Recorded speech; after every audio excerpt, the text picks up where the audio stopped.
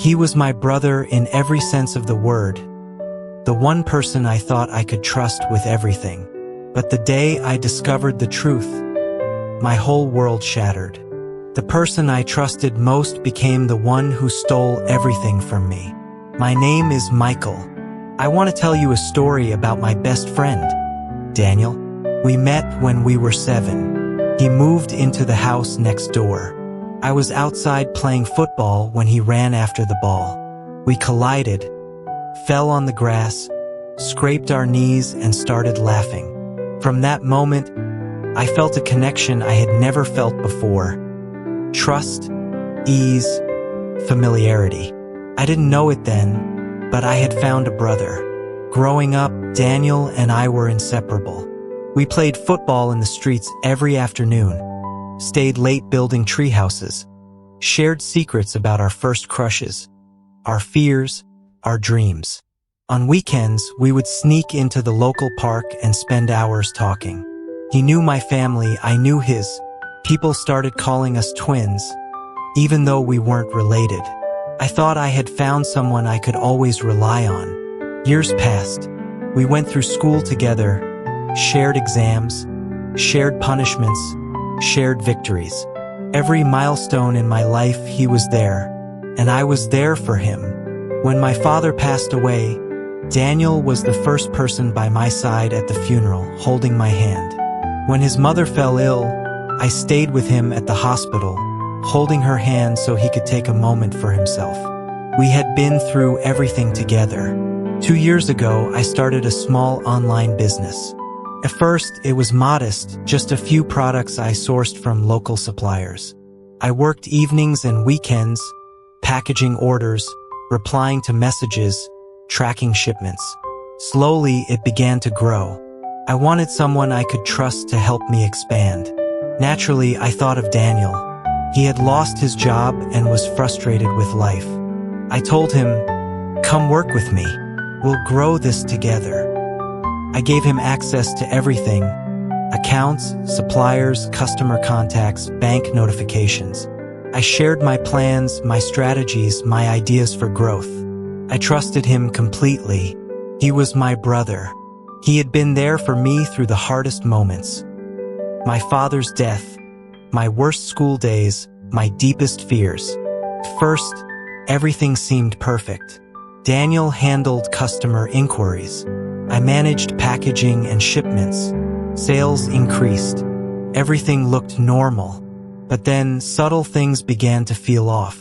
Orders were marked delivered, but customers hadn't received anything. Payments didn't match records. Suppliers called me directly, confused about shipments. When I questioned Daniel, he said, "It's just a system glitch. Don't worry." I wanted to believe him, so I did. But my gut never lied. One evening, I received a call from a supplier. They sent screenshots showing Daniel confirming deliveries to addresses that weren't mine. My heart sank. I went through all the logs. Over months, small amounts of money and products had been diverted. Slowly, painfully, I realized the truth. He wasn't just taking money. He was building his own business using my contacts, my suppliers, my customers, everything I had worked for. I spent days watching him carefully, noticing patterns. Late nights on his phone, secretive messages, excuses to leave the house. Every discovery made the pit in my stomach grow heavier. I replayed childhood memories, the games, the secrets, the laughter, and everything felt tainted now. One evening, I followed him. I stayed a few steps behind as he walked down the dimly lit streets, carrying a small package. My heart pounded. He entered a building I didn't recognize, stayed inside for hours, and left quietly, carrying something that wasn't mine. I didn't speak to him that night. I didn't know if I wanted to cry or scream. Weeks passed. Every day, I uncovered more subtle manipulations. Messages to clients, orders rerouted, payments shifted. The man I had trusted with my life, my dreams, and my secrets was using me to elevate himself. Then came the confrontation I had been dreading. I sat him down, heart racing. "Daniel, why? After everything, why?" His face was calm, almost proud. "I did what I had to do. You wouldn't have succeeded without me," he said. I froze. 15 years of friendship, gone in one sentence. The next few weeks were a storm. I walked through the streets alone, thinking of every small sign I had missed. I called suppliers, explained the truth. I contacted customers personally, apologized, and offered compensation. I spent nights going through every transaction, rebuilding step by step. I couldn't let my business, my dream, disappear. I also reflected on our friendship.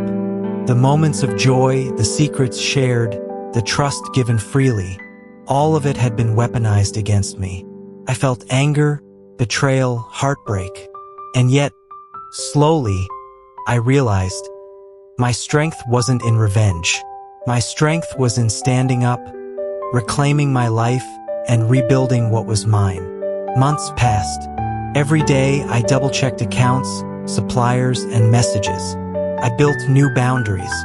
I learned to protect not just my business, but my trust. Daniel and I never spoke again. 15 years of friendship ended in betrayal. But through it, I learned the hardest lesson of my life. Betrayal doesn't come from strangers. It comes from those who know exactly how to hurt you. Even now, I reflect on those moments.